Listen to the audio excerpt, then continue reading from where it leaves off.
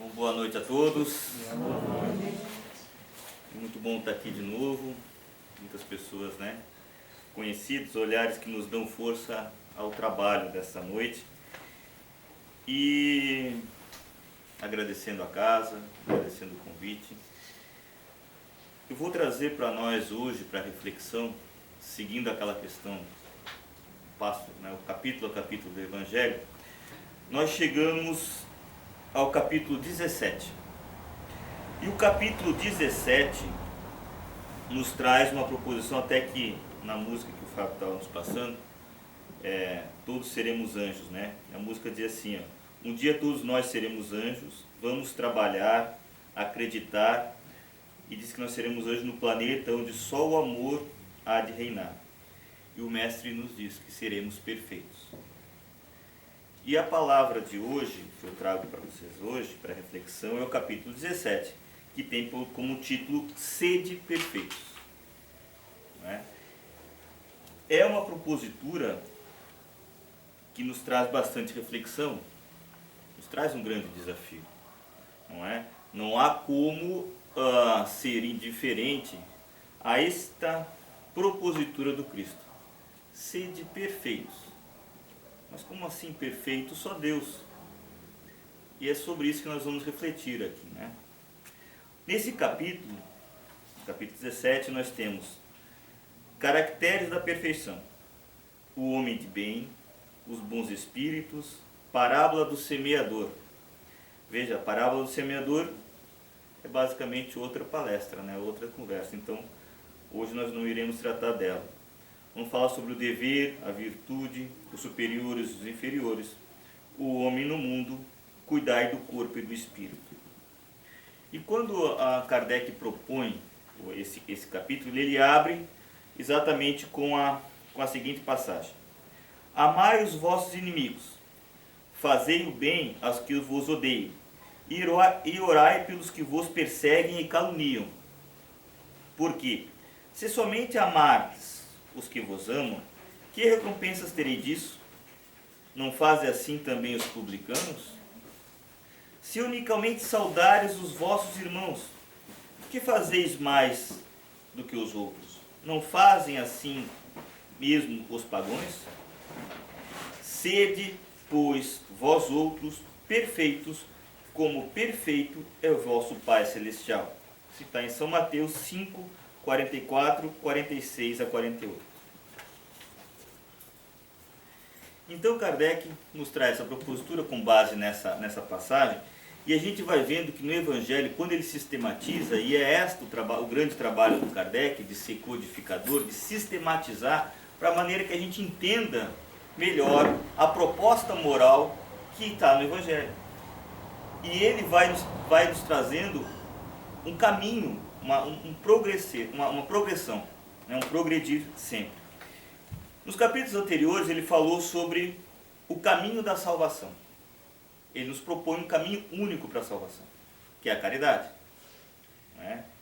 O Ed bem fez uma palestra há 2 semanas atrás falando sobre caridade. Fora da caridade não há salvação. Depois, no capítulo anterior a esse, ele vai nos dizer o seguinte: se o caminho é da caridade, está no teu livre-arbítrio escolher. Ou tu serve a Deus, ou tu serve a Mamon. Aos dois não vai dar para andar pela linha do meio. Tens que seguir um ao outro. Se queres a evolução, tem que seguir a Deus. Então ele nos propõe o caminho, nos dá uma escolha. E agora, se nós entendermos que devemos seguir a Deus, que é o passo seguinte, ele nos diz, então, sede perfeitos. Como perfeito é o vosso Pai. Mas nós não podemos, meus irmãos, levar esse sede perfeitos, como perfeito é o nosso Pai, ao pé da letra.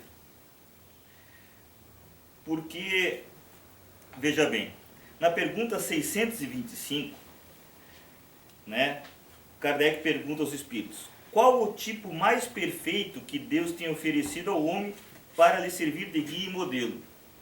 Mais perfeito. Jesus. A resposta é simples, sem nenhum comentário. Depois ele vai dizer: para o homem, Jesus constitui o tipo de perfeição moral a que a humanidade pode aspirar na Terra. Então, o máximo que nós podemos aspirar na Terra seria a perfeição de Cristo, e já é muito longe. Deus nos oferece mais como perfeito modelo, e a doutrina ensinou a expressão mais pura dessa lei do Senhor, porque, sendo Ele mais puro que tantos quantos têm aparecido na terra, o Espírito Divino o habita, o anima. Bom, então aí nós já temos que existe uma perfeição, um grau de perfeição. E o mais perfeito que aqui teve foi o Cristo. E aí o Cristo vai nos dar uma outra chave para entender essa relatividade da perfeição. Ele vai dizer o seguinte: e colocando-se Jesus no caminho, correu um homem a seu encontro, e ajoelhando-se, indagou-lhe: bom mestre, o que devo fazer para herdar a vida eterna? Replicou-lhe Jesus: por que me chamas de bom? Ninguém é bom a não ser um, que é Deus.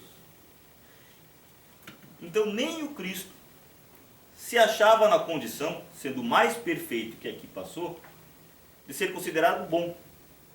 Porque para o Cristo, bom só Deus. Então aquela máxima de que perfeito só Deus, ela é uma verdade. Mas então se ele disse, sede perfeitos como perfeito é nosso Pai, já tiramos daí que não é o pé da letra que nós temos que entender essa máxima. E ele nos dá essa dica lá na parábola do bom samaritano, quando o doutor da lei chega e pergunta para ele o que ele deve fazer para ganhar a vida eterna. E aí o Cristo responde para ele. Olha a lição que ele nos traz, a chave que ele nos dá.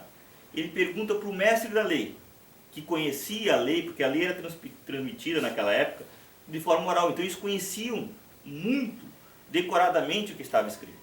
E aí ele pergunta para o doutor da lei: o que está escrito na lei? E como a lês?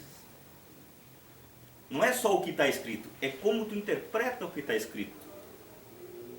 Então, quando ele diz, sede perfeito quanto é perfeito nosso Pai, não é o pé da letra que ele está levando a gente a ler. Ele está querendo que a gente entenda. O Cristo, com esta lição que ele dá lá no início da parábola do bom samaritano, ele nos dá a chave. Nós temos que ler o que está ali, mas sabermos interpretar. Sabermos retirar dali a mensagem. Não podemos seguir fanaticamente ao pé da letra o que está escrito. Meus irmãos, esta é a fé que raciocina. O Evangelho é a obra mais atual que temos. Não existe obra mais atual e completa do que o Evangelho do Cristo. Mas ela foi escrita há muito tempo atrás. Embora atual, sirva para todos os tempos, em todo o universo, ela foi escrita há 2000 anos atrás. Então, ela foi dita de uma maneira que a chave da interpretação, que a chave que o codificador prometido nos traz, nos dá a retirar dali as lições morais. Então, quando ele nos propõe a perfeição, assim como o perfeito é o nosso Pai, nós não podemos levar isso tão ao pé da letra assim. E a isso Kardec nos diz, quando ele fala assim: com relação à perfeição, Kardec nos esclarece. Aquelas palavras, portanto, devem entender-se no sentido de perfeição relativa, a de que a humanidade é suscetível e é que mais se aproxima da divindade. E que consiste essa perfeição? Pergunta Kardec. Jesus diz: em amarmos aos nossos inimigos e fazermos o bem aos que nos odeiam, e orarmos pelos que nos perseguem. Mostra ele, desse modo, que a essência da perfeição é a caridade na sua mais ampla acepção, porque implica a prática de todas as outras virtudes. Então ele está falando da prática da caridade. E quando ele vai, antes de nos exortar a ser perfeito, ele vai falar da caridade que se faz aos inimigos, aos adversários. Porque ela, nós já vimos, é o extremo, né, da prática. Quando nós já amamos os nossos pais, nossos familiares, nós já amamos os que nos rodeiam, o nosso próximo, e aí vemos amar os vossos inimigos, que é o outro capítulo anterior. E aí ele vai dizer lá naquele capítulo que essa é a expressão mais perfeita da caridade. Então é desta perfeição que o Cristo estaria falando ao se referir à perfeição. E é esse caminho da caridade né? Que é o caminho. Escolhido ele com foco, que é escolher a Deus com a mão. Quando tu escolhe a servir a Deus, o Cristo nos exige que tenhamos foco. Deixamos para trás e começamos exatamente agora com foco. Este é o caminho que leva à perfeição que podemos alcançar. E esse aperfeiçoamento que o seguir o caminho da caridade nos traz, nos leva a sermos aquilo que no item seguinte vai ser tratado como homens de bem. Mas e daí? Então Cristo nos prometeu uma utopia de sede perfeitos como perfeito é o vosso Pai. Sabemos que a perfeição de Deus não chegaremos. Chegaremos ao máximo da perfeição relativa, que nem o Cristo chegou à perfeição de Deus e não chegará. Então ele nos propõe uma utopia. Sim, ele nos propõe uma utopia. E para que serve uma utopia? O Rossanto traz numa palestra dele um dizer que, perguntado ao professor para que servia uma utopia, o professor responde o seguinte: a utopia é como uma linha do horizonte. A linha do horizonte, toda vez que tu dá 10 passos em direção a ela, ela dá 10 passos para frente. Tu sempre persegue ela, mas nunca alcança. Mas quando tu olhar para trás, o teu ponto de início e o teu ponto de chegada, você está sempre longe. Você busca aquilo e caminha e progride. Essa perfeição que que nós podemos achar tão difícil de alcançar, ela é essa utopia que devemos perseguir. E quando olharmos e seguirmos esse caminho, que é o caminho da caridade, com foco, quando olharmos para trás, a gente vai ver que tem seguido um grande percurso. E esta é a nossa evolução. Praticando a caridade. E como? Qual é o foco disso? É aquilo que a gente vê em tantas palestras hoje. Se tu olhar a palestra de pessoas fora do movimento espírita, como o Karnal, que é ateu, como o Cortella, que é católico, como a monja Konya, que é budista, né? Eles vão falar sempre do mesmo princípio. Quando fizer uma coisa, faça bem feito. Faça com foco, faça com presença, faça com carinho. Faça o melhor que tu puderes. E aí tu alcançará a tua evolução, a tua melhora, o teu sucesso que tu busca. Então procurar fazer as coisas estando presente, fazer a coisa da melhor maneira possível, a tarefa que te é dada, este é o caminho, é a maneira de seguir esse caminho, não é? Fazer as coisas com amor e caridade. Mas perfeição, meus irmãos, não é perfeccionismo. Isso é outra coisa. O perfeccionismo, ele tende a muito mais ser um amor pelas formas. O perfeccionismo levado ao extremo muitas vezes leva até um transtorno obsessivo compulsivo, TOC. Isso não tem nada a ver com ser perfeito, com fazer a melhor maneira possível. Isso é aquela hipocrisia que o Cristo tanto criticava muitas vezes. Se levarmos dentro da questão moral, é isso. É tu querer fazer o rito perfeitamente, colocar os objetos ditos sagrados no lugar certo, observar tudo e levar isso à perfeição. Isto não tem nada a ver com a busca da perfeição. Isso é um perfeccionismo. Se nós levarmos esse perfeccionismo para esse lado, nós vamos ter muitas coisas que acontecem muito nas casas espíritas. A gente busca, porque quando levado às virtudes morais, a busca das virtudes morais pelo perfeccionismo, nós nos deparamos com aquela situação de orgulho e vaidade, né? Aquele trabalhador que quer assim, primeiro eu vou me resolver perfeitamente, depois eu começo a trabalhar.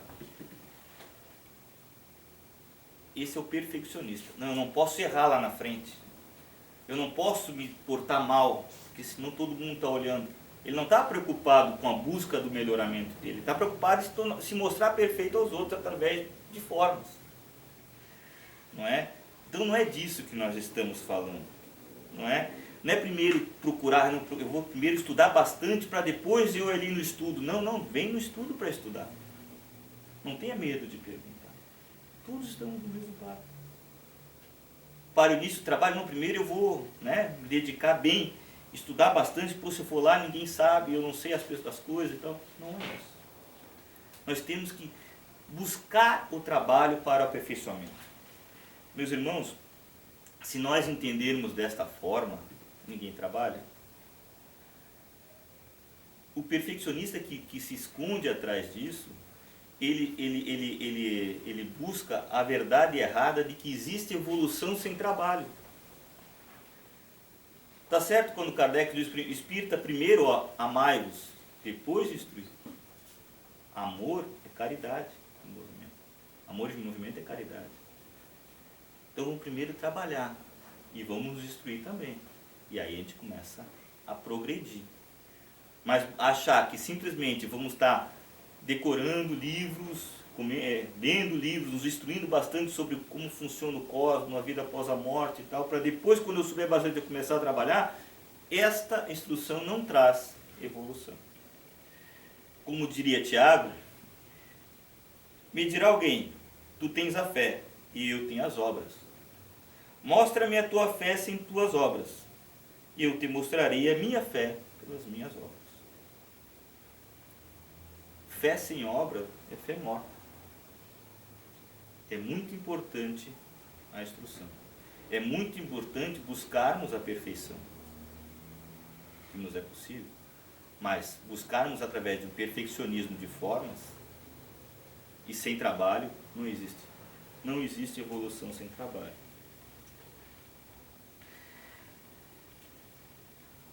Se alguém quer ser o primeiro, então que seja o último e sirva a todos. Né? Estamos todos nós sujeitos a erros e falhas. Mas é isto que nos faz estarmos aqui. Nós estamos num planeta de provas e expiações. Se estamos aqui, ninguém está no endereço errado. Nós estamos no endereço que cabe a gente mesmo. É aqui o nosso caminho. E somos cheios de defeitos, todos nós. E aí eu vou trazer, como é uma verdade, as morais do Cristo, as leis universais, são leis para todos, eu vou trazer então como essa lei se replica em outras fés. Buda nos diz o seguinte: sua tarefa no mundo é descobrir o seu trabalho, o seu talento. Eu estou acrescentando. E então, com todo o seu coração, dedicar-se a ele. Descobre o teu talento e com todo o coração, com amor, te dedica a ele. Isto é o caminho. Né? Devemos florir aonde Deus nos plantar. Não temos que escolher o local, só temos que trabalhar. E aí nós chegamos à proposta do homem de bem, que é o item 3 desse capítulo. Bom, o homem de bem, esse é desafiador, né? Quando a gente lê, a gente olha assim, está longe. Mas vamos lá. Primeiro vamos entender essa questão. O homem de bem, para não ficar mal entendido, homem no sentido ser humano. Tá? A todos. E a gente deve falar de homens de bem, porque hoje muito se fala em homens de bem. Existe uma ideia maniqueísta, que é aquela doutrina que prega o bem contra o mal, né? Que tudo se resume a um lado ou ao outro, que hoje nos dá a intenção que existem hoje homens e mulheres de bem do lado e mulheres de mal do outro. Existem pessoas de bem de um lado e as outras são as pessoas do mal. E deve existir essa maneira de pensar exige que essas pessoas se degladiem. Isso em tudo. Nós estamos vendo que essa teoria maniqueísta, que é lá do século III de Roma, hoje está querendo ser implementada aqui. Né? E não é nada disso.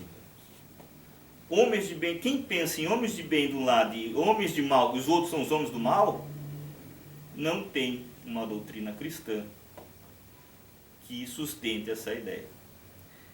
Por quê? Porque, o que nós estamos falando até agora? Para te chegar à condição de homem de bem, tu tens que fazer o quê? Seguir o caminho da caridade. Escolher e praticar aquilo que tu está ali com amor. Não é? E quem chega à condição de se dizer homem de bem,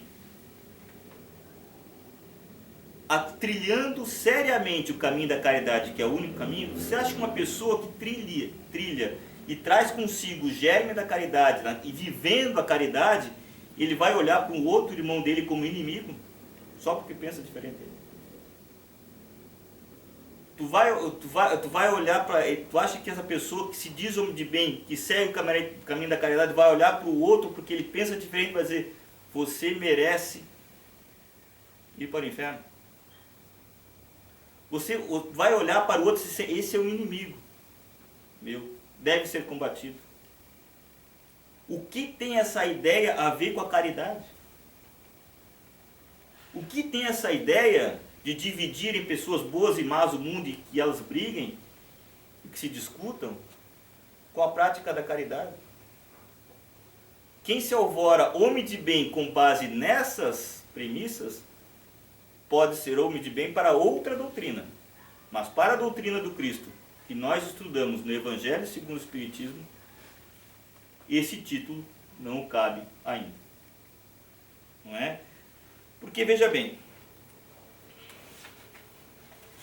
o que o Evangelho segundo o Espiritismo vai trazer sobre homens de bem? O verdadeiro homem de bem é o que cumpre a lei de justiça, de amor e de caridade, na sua maior pureza. Lei de justiça, amor e caridade é uma lei.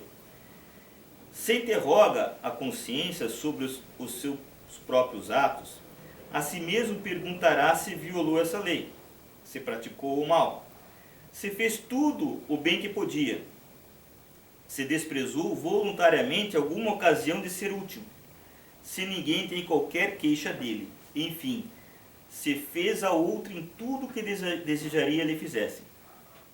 Esse é o primeiro parágrafo, depois ele vai citar várias, qualidades, mas essa aqui define muita coisa. Olha só, quando Kardec nos define homem de bem, antes ele tinha citado lá no Livro dos Espíritos 10 leis morais.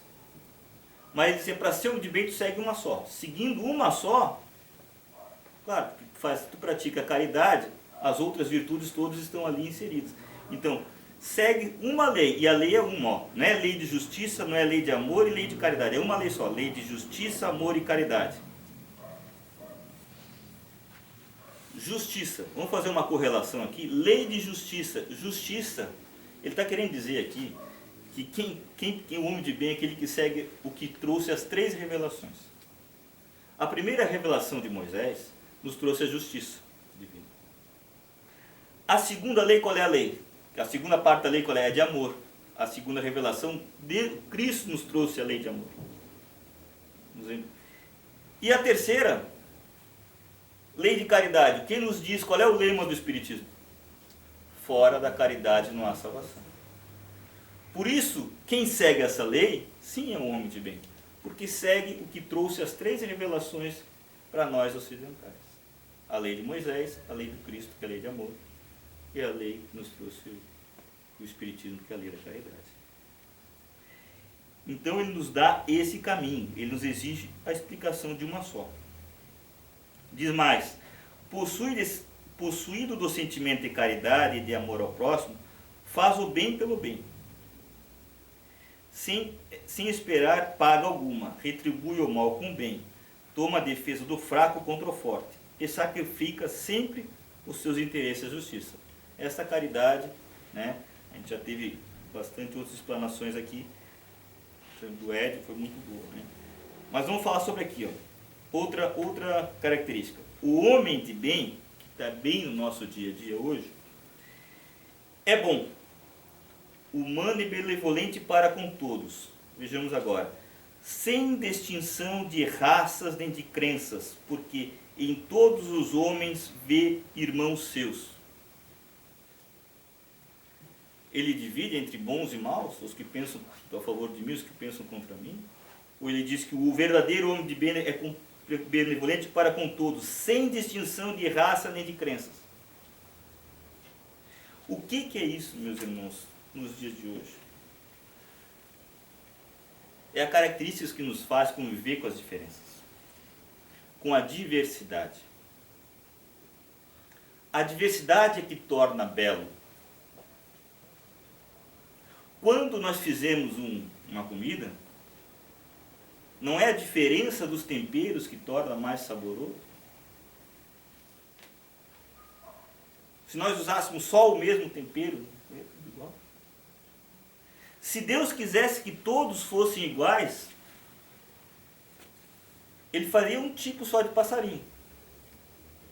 Uma flor só, uma planta só, um peixe só. Por que Ele fez tanta coisa diferente? A beleza não está na diversidade? Uma não completa a outra? Nós não temos que olhar para a obra do Criador e tirar delas as lições? A beleza está na diversidade. E quando as diversidades elas convivem, quando tu entra no jardim, tu vê aquilo florido de rosa, de outras flores, e todas as cores e os verdes, não é aquilo que te encanta? Ou bonito é aquele gramado também é bonito, mas é aquele gramado todo verdinho, só da mesma planta assim. Qual que te admira mais? Não é a diversidade? O belo não está no diferente? Não está na harmonia entre os diferentes?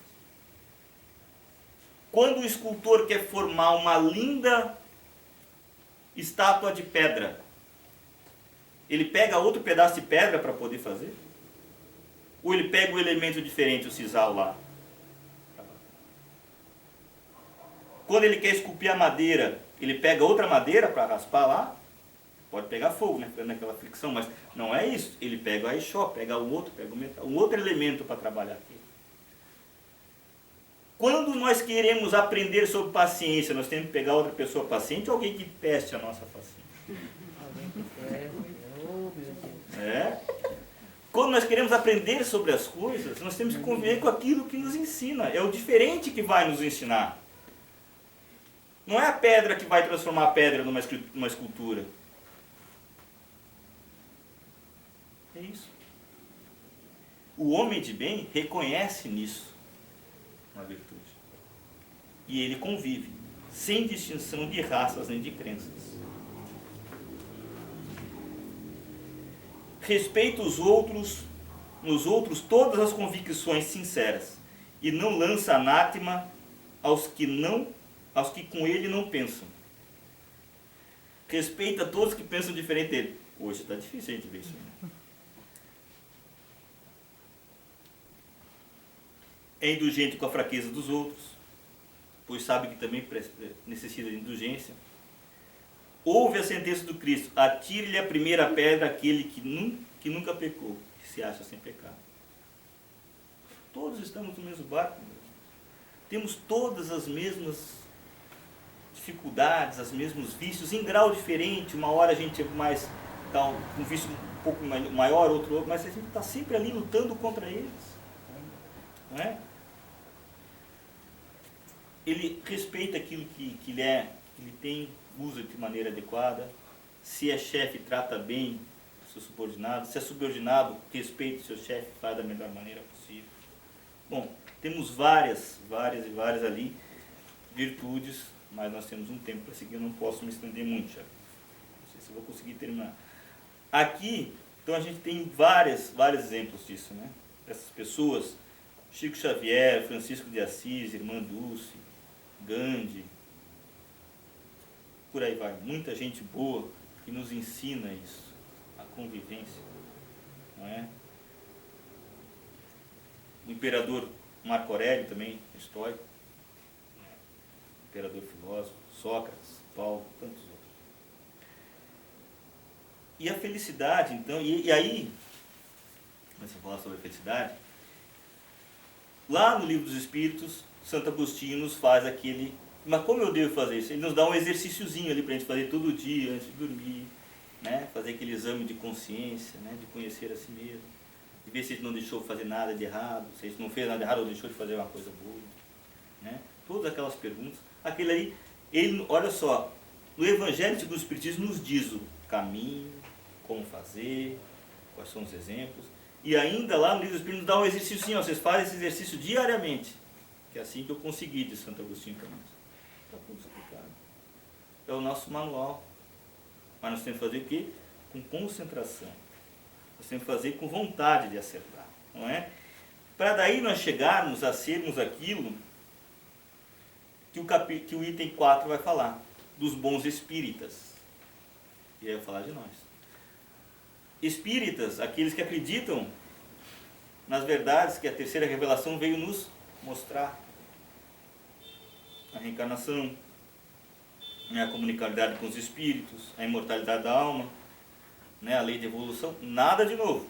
Veio nos lembrar delas, porque elas estavam todas escritas lá. Mas para te ser um bom espírito, não é? O que caracteriza o bom espírito? Vamos lá. Bem compreendido, sobretudo bem sentido, o Espiritismo leva aos resultados acima expostos, que é a questão do homem de bem. Que caracteriza o verdadeiro espírita como cristão verdadeiro, pois um é o mesmo que o outro. O Espiritismo não institui nenhuma nova moral, apenas facilita aos homens a inteligência e a prática da do Cristo, da moral do Cristo, facultando a fé inabalável e esclarecida que duvidam e vacilam. E aí ele vai dizer, reconhece-se o verdadeiro espírita pela transformação moral e pelos esforços que emprega para domar suas inclinações más. Esforço, modificação. Esforço é trabalho, meus irmãos. O verdadeiro espírita, aquele que realmente tem vontade, não é um simulacro. Não é aquele que acha que ser espírita é só dentro de ser espírita para os outros verem. Ou falar bonito, falar da pastoria. Não. O verdadeiro espírita, ele se esforça. E veja bem, transformação moral. Não é mudar a roupa. Agora eu vou botar uma roupa, aquela roupa da missa, Não é isso. Botar um hábito diferente.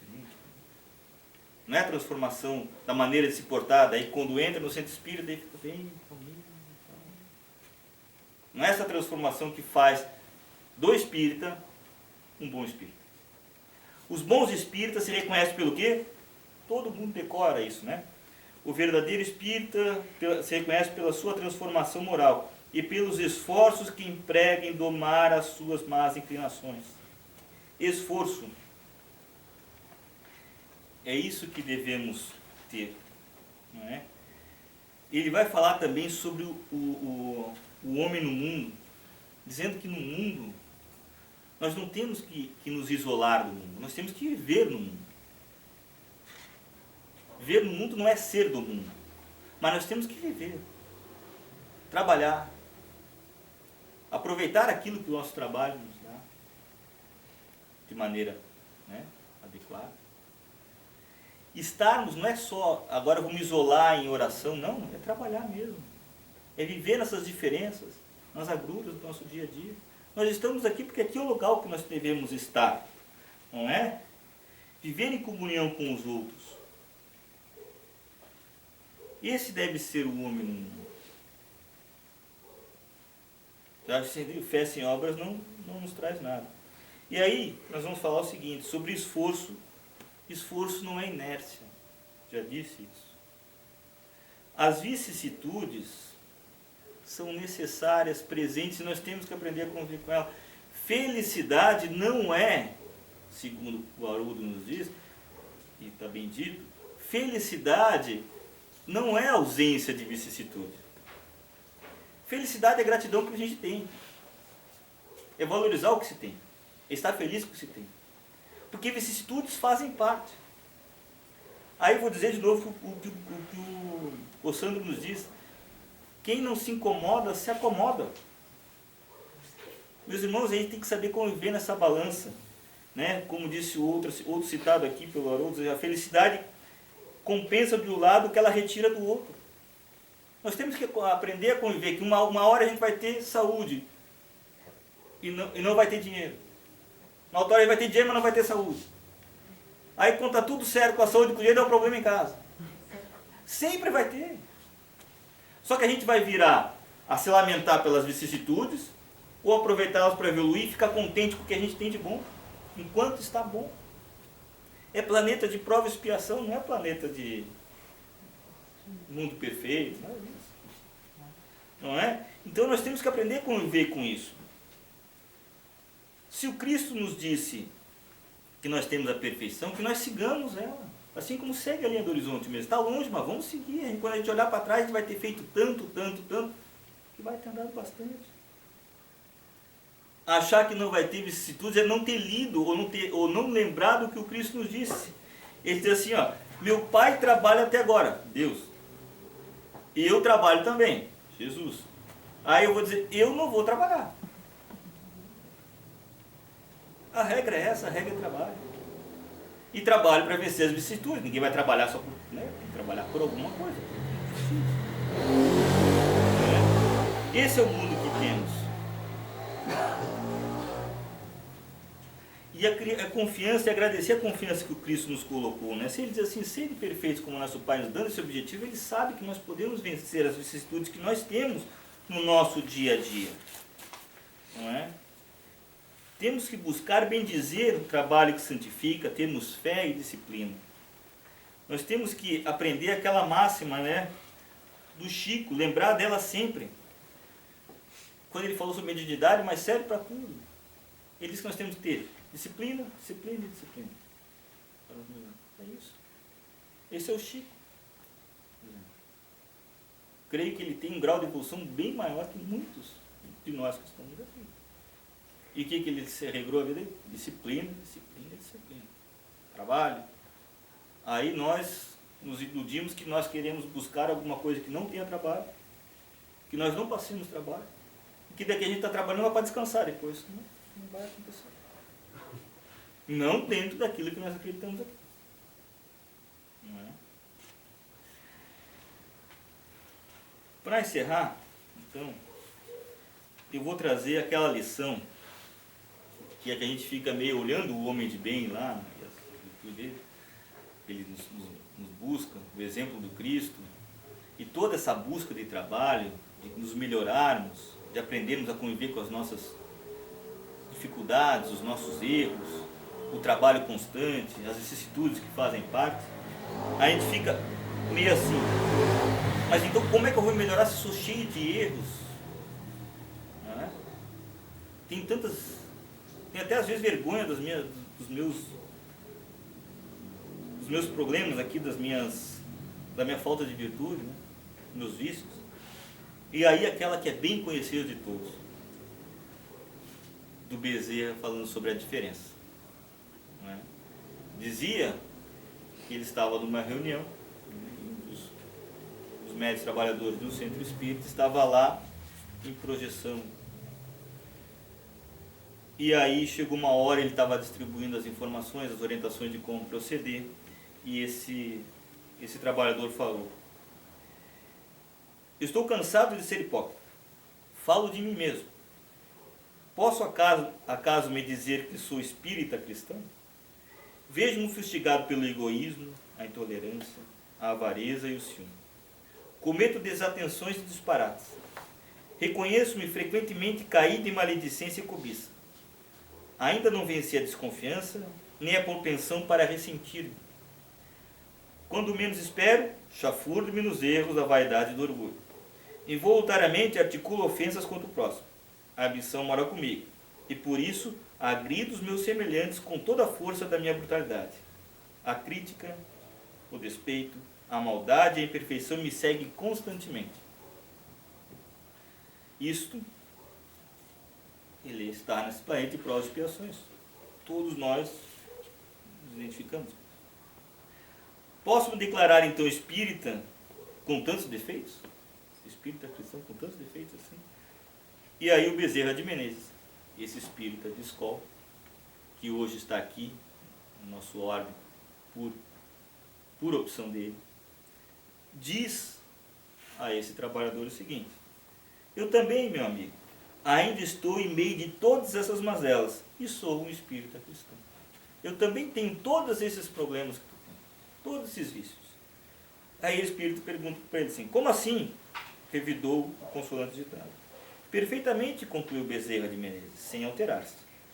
Todas as qualidades negativas ainda me acompanham. Só existe, porém, um ponto, meu caro, que não posso esquecer. É que antes de ser espírita cristão, eu fazia força para correr atrás de todas elas.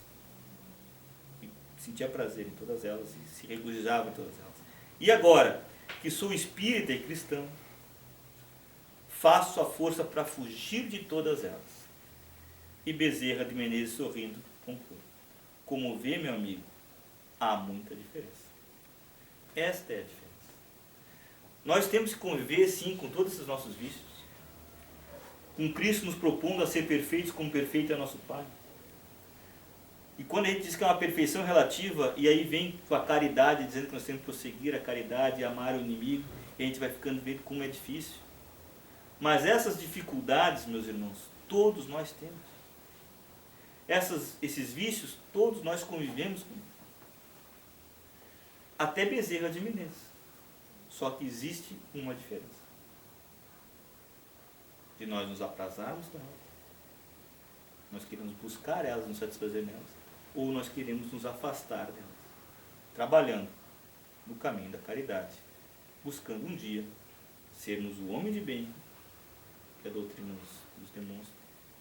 Sermos os bons espíritos.